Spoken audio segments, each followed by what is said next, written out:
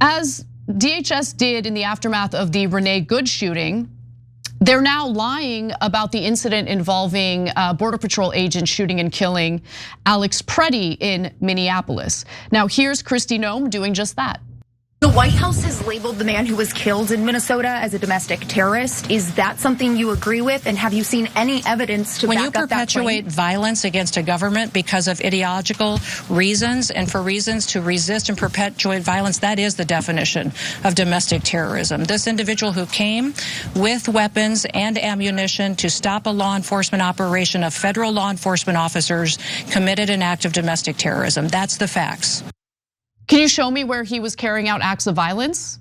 You can't, can you? You can't. You can't show me any video or any example. There hasn't been a shred of evidence provided showing Alex Pretti being violent on the scene. Guess what? As American citizens, we have the right to record federal agents when they're in our towns, when they're in our municipalities, when they're in our cities. We have the right to do that. But ICE agents don't like to be recorded. I wonder why. Why is it that they don't believe in Americans' right to film them as they're out in public terrorizing these cities? Why? Yeah, so Anna, two more things about that. So she says if you're doing it for political ideology and then you interfere with federal law enforcement, I wonder if what happened on January 6th meets that definition. Well, that's okay because it's people on their side. Yeah. So as long as people on your side do whatever they want to do, you'll provide cover.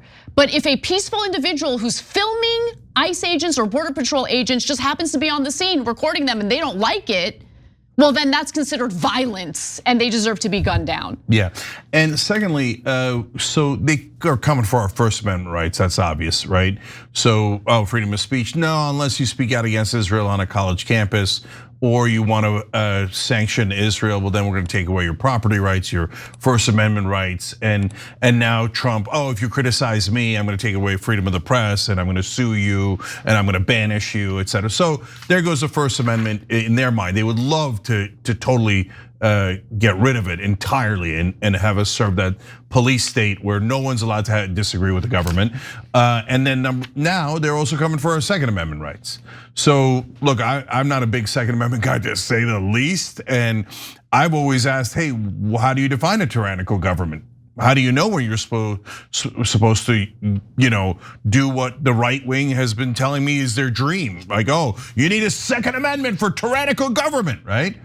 Well, we kind of have tyrannical government here, but then that goes back to my question of the last 20 years. How do you know when you're in a tyrannical government? What gives you the right to go after law enforcement with weapons? Now, I have never been in favor of the weapons in the first place, let alone going after law enforcement with weapons.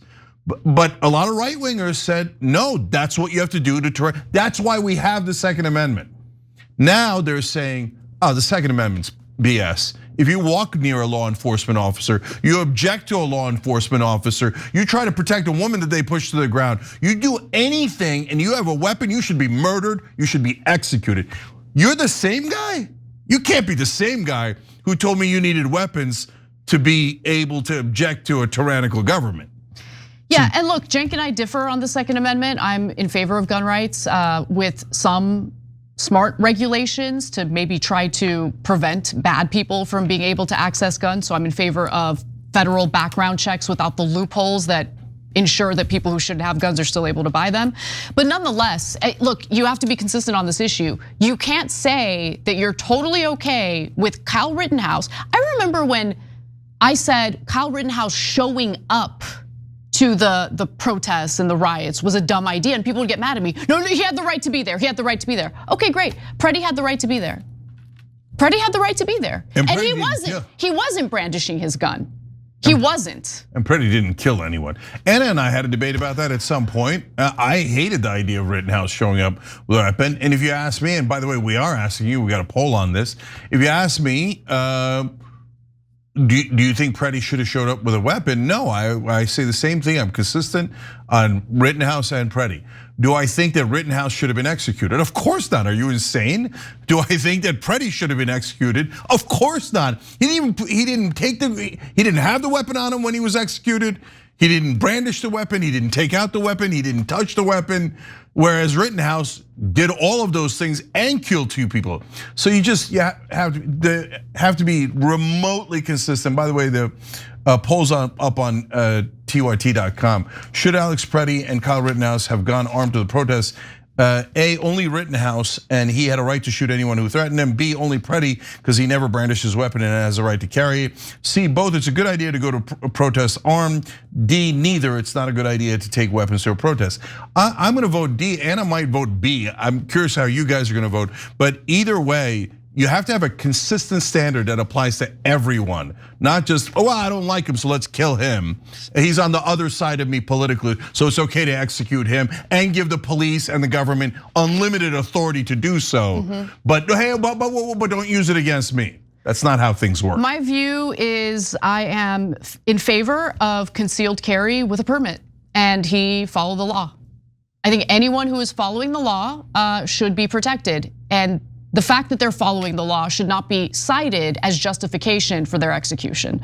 So let's go to Stephen Miller, who, look, if you thought that he would ever tell the truth about this story, you might be the dumbest person in the country. Here's what he had to say. A would-be assassin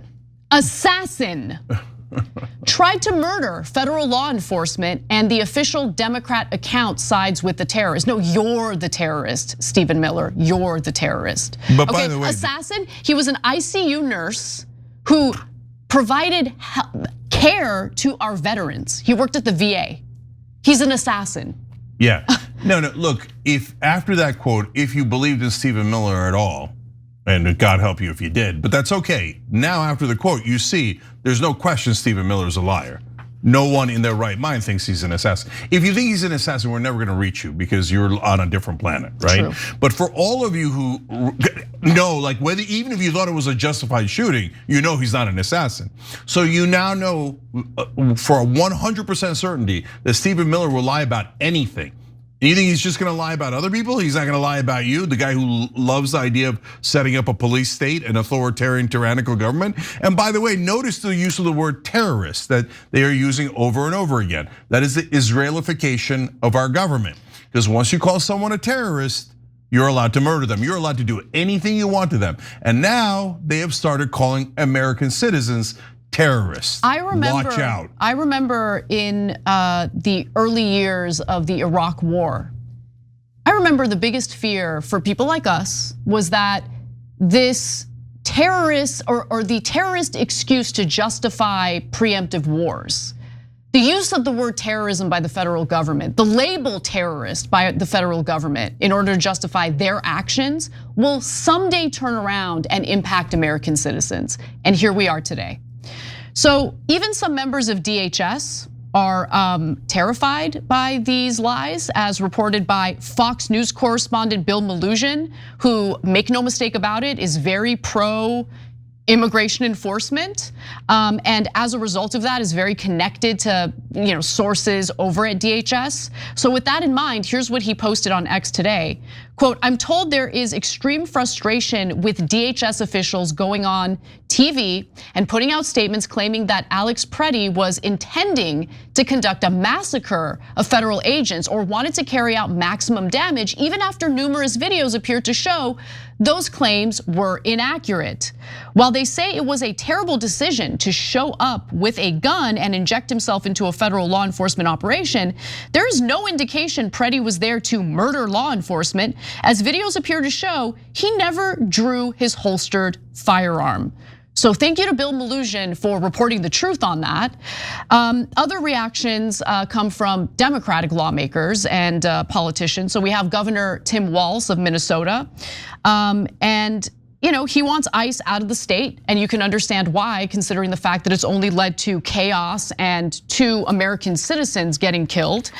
And he had a phone call with President Donald Trump today, which I had no optimism about, but it appears to have been a productive phone conversation. There have also been reports indicating that Trump is not happy with how DHS reacted or responded to Pretti's killing.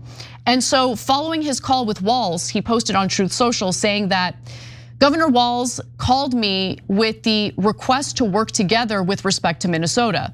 It was a very good call, and we actually seem to be on a similar wavelength. I told Governor Walz that I would have Tom Homan call him, and that what we are looking for are any and all criminals that they have in their possession. The governor, very respectfully, understood that, and I will be speaking to him in the near future. He was happy that Tom Homan was going to Minnesota, and so am I. We have had such tremendous success in Washington, D.C., Memphis, Tennessee, and anyway, you get the point. The rest of it isn't as important. The most important part is that they had a call. I think Trump is realizing that he is losing a tremendous amount of support among some big name supporters of his, people who voted for him, right? So Dave Smith had already stopped supporting him, but you also have people like Tim Dillon, Marjorie Taylor Greene, Greg Abbott even came out and said, yeah, Trump needs to recalibrate here, right? So I think Trump kind of sees the tea leaves here, and as a result is kind of looking for a way to de-escalate, not because he cares about doing the right thing, but because he cares about public perception of his administration. Even Ted Cruz slimed his way out of whichever hole he was residing in and started saying how they need to talk about these things in a different way. I mean, maybe execute the guy and then have a better excuse for it. But like when you've got Ted Cruz opposing you, that means you've lost. Because normally Ted Cruz is groveling at Trump's feet and licking between his toes. Oh, please serve Israel, please serve Israel, right? Well, even he's apparently gathered up the courage to oppose Trump. And it was so shocking what has happened here in Minnesota that it jolted John Fetterman into remembering he's a Democrat. And even he said, I should get out of Minnesota. He's disgusting. Anyway, so there are also 60 Minnesota business executives who signed a joint letter through the state's Chamber of Commerce calling for immediate de-escalation. So the list goes on and on. There are those who are trying to provide cover for this, but those voices are kind of being drowned out by the overwhelming negative response to what happened on the streets of Minnesota over the weekend. Every time you ring the bell below, an angel gets his wings. Totally not true, but it does keep you updated on our live shows.